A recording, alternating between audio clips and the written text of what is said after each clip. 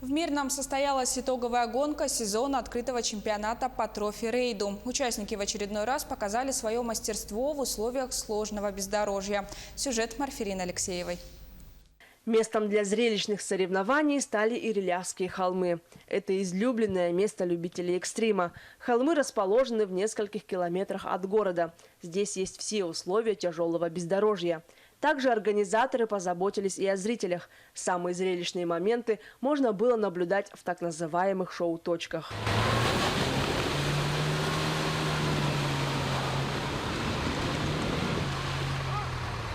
В соревнованиях приняли участие спортсмены 4 направлений: пешее ориентирование, мотоспорт, эндуро, автомобилисты с машинами класса спорт и стандарт.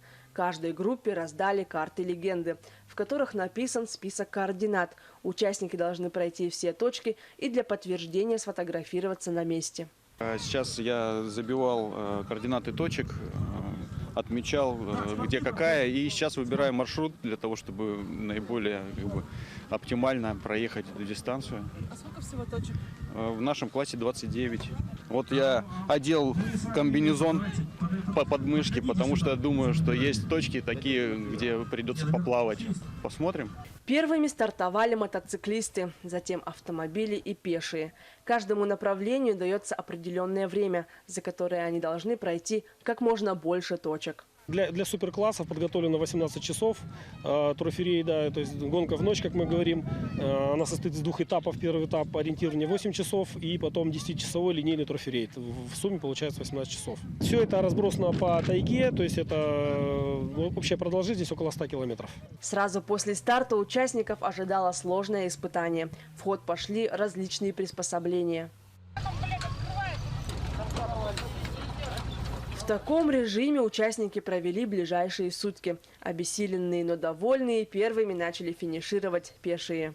Шли, я подскальзывалась, все, уже сил не оставалось, так как это была последняя точка. Но эту точку нашли, взяли, были счастливы, а уже возвращаться, вот правда, сил не было. Он бежал впереди так, как надо было по времени успеть отдать нашу легенду. Ну и все, и вернулись. Счастливые, но не знаем, какое место займем. И поломки, и застревали, там много чего было. У нас машина почти разобралась по запчастям тоже.